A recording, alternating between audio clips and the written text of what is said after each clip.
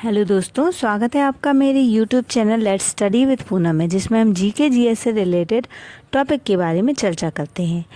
और यदि आप हमारे वीडियो को पहली बार देख रहे हैं तो हमारे चैनल को लाइक शेयर सब्सक्राइब ज़रूर करें। तो चलिए दोस्तों, आज का हम वीडियो स्टार्ट करते हैं। जैसा कि आज का वीडियो है गंगा नदी के बारे में, तो उसी के बारे में हम सारी जानकारी आज प्राप्त करेंगे। तो चलिए शुरू करते हैं। भारत की सबसे महत्वपूर्ण और हिंदू धर्म की मान्यता के अनुसार गंगा नदी सबसे प्रमुख और पवित्र नदी है। गंगा नदी का उद्गम भागीरथी और अलकनंदा नदी मिलकर करती हैं। यह भारत और बांग्लादेश की कुल मिलाकर 2525 किलोमीटर की दूरी तय करती हुई उत्तराखंड के हिमालय के गंगोत्री हिमनद के गोमुख स्थान से लेकर बंगाल की खाड़ी के सुंदरवन तक भारत की मुख्य नदी के रूप में विशाल भूभाग को सींचती है। गंगा नदी देश की प्राकृतिक संपदा के साथ ही जनजीवन की भावनात्मक आस्था का आधार भी है। 2071 किलोमीटर तक भारत और उसके बाद बांग्लादेश में अपनी लंबी यात्रा करते हुए यह सहायक नदियों के साथ 10 लाख वर्ग किलोमीटर क्षेत्रफल के अति विशाल उपजाऊ मैदान की रचना करती है। सामाजिक, साहित्यिक और सांस्कृतिक आर्थिक दृष्टि से अत्यंत महत्वपूर्ण गंगा का यह मैदान अपनी घनी जनसंख्या के कारण ही जाना जाता है। 100 वर्ग फीट की अधिकतम गहराई वाली यह नदी भारत में पवित्र नदी भी मानी जाती है और इसकी उपासना माँ तथा देवी के रूप में की जाती है। भारतीय पुराण और साहित्य में अपने सौंदर्य और महत्व के कारण बार बार आदर के साथ वंदित गंगा नदी के प्रति विदेशी साहित्य में भी प्रशंसा और भावुकतापूर्ण वर्णन किए गए हैं। इस नदी में मछलियाँ, सांपों की अनेक प्रजातियाँ भी पाई जाती हैं। मीठे पानी वाली दुर्लभ डॉल्फिन भी इस पानी में पाई जाती है। यह कृषि, पर्यटन, साहसिक खेलों और उद्यानों की विकास के लिए महत्वपूर्ण योगदान देती है। अपने तट पर बसे शहरों की जलापूर्ति भी करती है। इसके तट पर विकसित धार्मिक स्थल और तीर्थ भारतीय सामाजिक व्यवस्था के विशेष अंग हैं। इसके ऊपर बने पुल, बांध और नदी परियोजनाएं भारत की बिजली और पानी और कृषि से संबंधित ज़रूरतों को पूरा करती है।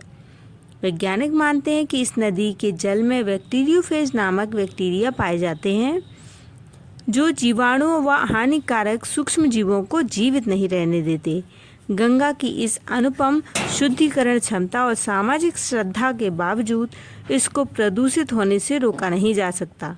फिर भी इसके प्रयत्न जारी हैं। सफाई की अनेक परियोजनाएं जो कि जैसे नमामि गंगे योजना के कार्यक्रम में नवंबर 2008 से भारतीय सरकार इस राष्ट्रीय नदी को शुद्ध करने में लगी हुई है। प्रयागराज और हल्दिया के बीच 1620 किलोमीटर गंगा नदी जलमार्ग को राष्ट्रीय जलमार्ग घोषित किया गया है। भारत में गंगा जल को उत्तम जल माना जाता है। यदि हम गंगा नदी के उद्गम स्थान की बात करें तो गंगा नदी की प्रधान शाखा भागीरथी, जो गढ़वाल में हिमालय के गौमुख नामक स्थान पर गंगोत्री हिमनद या ग्लेशियर से निकलती है। गंगा के इस उद्गम स्थल की ऊंचाई 3140 मीटर है। यहाँ गंगा जी को समर्पित एक मंदिर है। गंगोत्री तीर्थ शहर में 19 किलोमीटर उत्तर की ओर 3892 की ऊंचाई पर इस हिमनद को गौमुख कहा जाता है। यह हिमनद 25 किलोमीटर लंबा और 4 किलोमीटर चौड़ा और लगभग 40 मीटर ऊंचा है। इसी ग्लेशियर से भागीरथी एक छोटे से गुफानुमा मुख से अवतरित होती है। इसका जल स्रोत 5000 मीटर ऊंचाई पर स्थित एक घाटी है। इस हिमनद में नंदा देवी, कामत पर्वत, त्रिशूल पर्वत का हिम पिघल कर आता है। यद्यपि गंगा के आकार लेने में अनेक छोटी धाराओं का योगदान है, लेकिन 6 बड़ी और उनकी सहायक 5 छोटी धाराओं का भौगोलिक और सांस्कृतिक महत्व अधिक है। अलकनंदा की सहायक नदी धौली, विष्णुगंगा और मंदाकिनी है और धौली गंगा का अलकनंदा से विष्णुप्रयाग में संगम होता है। यह 1372 मीटर की ऊंचाई पर स्थित है। फिर 2805 मीटर ऊंचे नंदप्रयाग में अलकनंदा और नंदाकिनी नदी से संगम होता है। इसके बाद कर्णप्रयाग में अलकनंदा का कर्णगंगा और पिंडर नदी से संगम होता है। फिर ऋषिकेश में 139 किलोमीटर दूर स्थित रुद्रप्रयाग में अलकनंदा और मंदाकिनी से संगम होता है। इसके बाद भागीरथी और अलकनंदा 1500 फीट पर स्थित देवप्रयाग में संगम करती हैं। यहाँ से यह सम्मिलित जलधारा गंगा नदी के नाम से आगे प्रवाहित होती है। इस प्रकार 5 प्रयोगों को सम्मिलित रूप से पंचप्रयाग कहा जाता है। इस प्रकार 200 किलोमीटर का सकरा पहाड़ी रास्ता तय करके गंगा नदी ऋषिकेश होते हुए प्रथम बार मैदानों को स्पर्श कर हरिद्वार में आती है। हरिद्वार से लगभग 800 किलोमीटर मैदानी यात्रा करते हुए बिजनौर, गढ़मुक्तेश्वर, सोरों, फर्रुखाबाद, कन्नौज, बिठूर, कानपुर होते हुए गंगा प्रयागराज पहुंचती है। यहाँ इसका संगम यमुना नदी से होता है। यह संगम स्थल हिंदुओं का महत्वपूर्ण तीर्थ है, जिसे प्रयागराज या तीर्थराज प्रयाग भी कहा जाता है। इसके बाद हिंदू धर्म की प्रमुख मोक्षदायिनी नगरी काशी में गंगा एक वक्र लेती है, जिससे यहाँ उत्तर वाहिनी कहलाती है। यहाँ से मिर्ज़ापुर, गाजीपुर, पटना, भागलपुर होते हुए साहिबगंज पहुँचती है। इस बीच इसमें बहुत सी सहायक नदियाँ जैसे सोन, गंडक, सरयू, कोसी आदि मिल जाती हैं। भागलपुर में राजमहल की पहाड़ियों से एक दक्षिणवर्ती होती है। पश्चिम बंगाल के मुर्शिदाबाद जिले के गिरिया स्थान के पास गंगा नदी 2 शाखाओं में विभाजित हो जाती है, भागीरथी और पद्मा।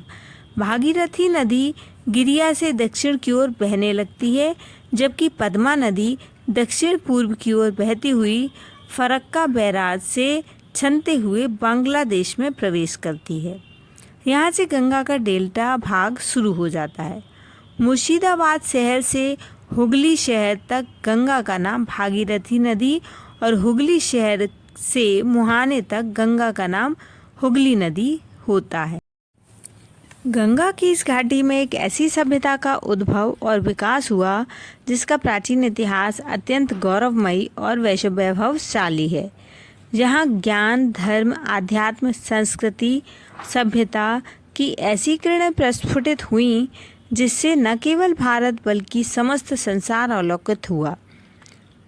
पाषाण व प्रस्तर युग का जन्म विकास यहाँ होने के अनेक साक्ष्य मिलते हैं। इसी घाटी में रामायण महाभारत कालीन युद्ध का उद्भव और विलय हुआ है।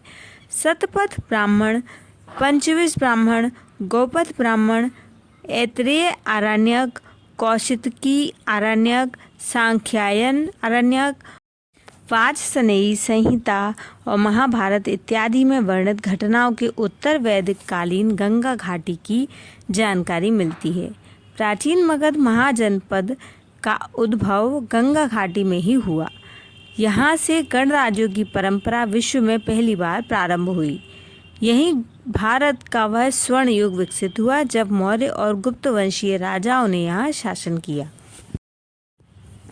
गंगा अपनी घाटियों में भारत और बांग्लादेश के कृषि आधारित अर्थ में भारी सहयोग तो करती ही है, यह अपनी सहायक नदियों सहित बहुत बड़े क्षेत्र के लिए सिंचाई के बारहमासी स्रोत भी है। इन क्षेत्रों में उगाई जाने वाली प्रधान उपज में मुख्यतः धान, गंगा, दाल, तिलहन, आलू एवं गेहूं है, जो भारत की कृषि आज का महत्वपूर्ण स्रोत है। गंगा के तटीय क्षेत्रों में दलदल और झीलों के कारण यहाँ लेग्यूम, मिर्च, सरसों, तिल, गन्ना, जूट की बहुतायत फसल होती है। नदी में मत्स्य उद्योग भी चारों ओर फैलता है। गंगा नदी प्रणाली भारत की सबसे बड़ी नदी प्रणाली है।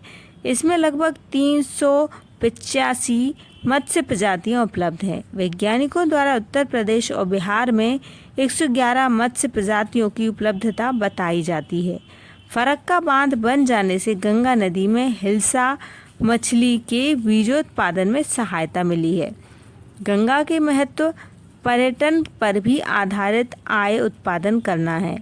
इसके तट पर ऐतिहासिक दृष्टि से महत्वपूर्ण और प्राकृतिक सौंदर्य से भरपूर कई पर्यटक स्थल हैं जो राष्ट्रीय आय का महत्वपूर्ण स्रोत हैं। गंगा नदी पर राफ्टिंग के शिविरों की आयोजन किया जाता है जो साहसिक खेलों एवं पर्यावरण द्वारा भारत के आर्थिक सहयोग में मदद करता है। गंगा नदी के तीनों बड़े शहर हरिद्वार, प्रयागराज, वाराणसी जो तीर्थ स्थलों में विशेष स्थान रखते हैं, इस कारण यहाँ के श्रद्धालुओं की बड़ी संख्या में निरंतरता बनी रहती है। धार्मिक पर्यटन में महत्वपूर्ण योगदान करते हैं ये पर्यटक स्थल। गर्मी के मौसम में जब पहाड़ों से बर्फ पिघलती है तब नदी में पानी की मात्रा और बहाव अत्यधिक होता है। उस समय उत्तराखंड में ऋषिकेश, बद्रीनाथ, केदारनाथ व कोडियाला में ऋषिकेश के मध्य राफ्टिंग, कायाकिंग या कैनोइंग जैसे शिविरों का आयोजन होता है जो साहसिक खेलों के शौकीनों और पर्यटकों को विशेष रूप से आकर्षित करके भारत के आर्थिक सहयोग में महत्वपूर्ण भूमिका निभाते हैं। वीडियो में दोस्तों हमने गंगा नदी के बारे में कुछ जानकारी प्राप्त करने की कोशिश की है। यदि हमारा वीडियो आपको पसंद आए तो चैनल को लाइक, शेयर और सब्सक्राइब ज़रूर करें।